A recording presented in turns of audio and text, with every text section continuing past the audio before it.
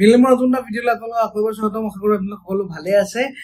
কাইলে কি ধৰণে ট্ৰেড কৰিব লাগিব তাৰ কাৰণে কিছুমান সুপাৰ লেভেল তৈয়াৰ কৰি আছে আপোনালোকৰ কাৰণে বলক আমি এই লেভেলখিনি চাওঁ এই আপোনালোকে মোৰ স্ক্ৰীনত দেখিব পাৰে কাইলে কি কেনেকৈ আমি ট্ৰেড কৰিব লাগিব গোটেই লেভেলছ ইত্যাদি তৈয়াৰ কৰা হৈছে মই আপোনালোকক দেখুৱাই দিছো ইয়াৰ স্ক্ৰীন ইত্যাদি গোটেইখিনি প্ৰথম আমাৰ আপসাইডৰ লেভেলটো হৈছে 22691 22646 22601 22573 22528 22500 22457 22412 এটো আৰু তাৰ পিছত আমাৰ মাৰ্কেট একদম জেগাত ফসি গল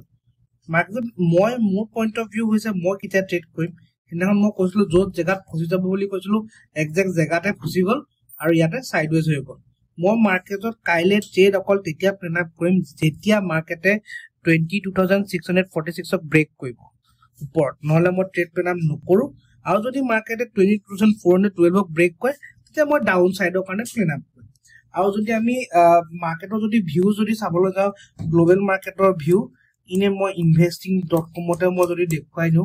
আপোনালোকে ইয়াত দেখিব investing.com ত মই দেখুৱাই দিছো ইয়াত চাব আপোনালোকে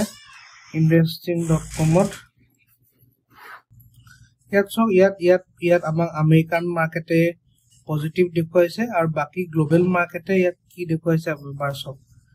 ইয়াত বিভিন্ন মাৰ্কেট আছে আৰু তাৰ পাছত মই ইয়াত দেখুৱাই দিও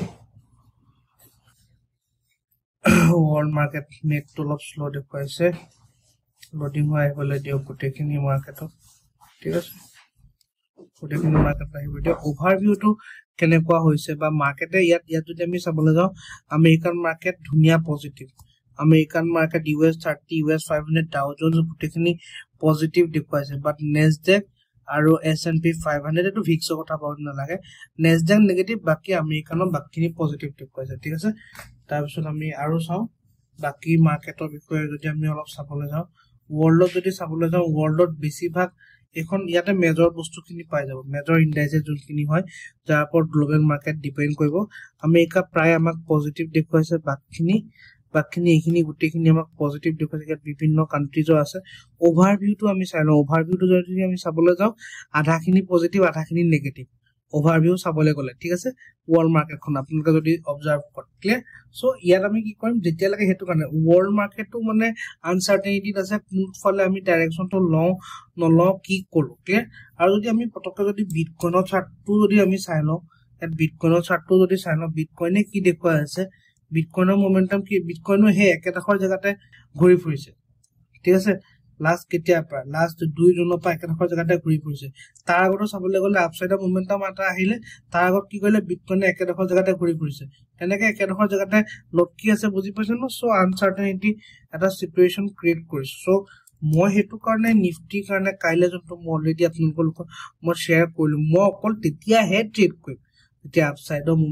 হাই ব্ৰেক হ'ব আৰু ডাউন সাইডৰ লো ব্ৰেক হ'ব আপ সাইডৰ হাই মানে এটো নাম্বাৰ আৰু ডাউন সাইডৰ লো মানে তলয় না এই নাম্বাৰটো আৰু এই নাম্বাৰটো clear that's fine that is my purely analysis for tomorrow and personal point of view বাকি I am not a financial advisor before taking any trade consult a financial advisor আজি ভিডিও মানটো আসলে কৰম ভাল পালে লগ পাম এটা নতুন video till then keep trading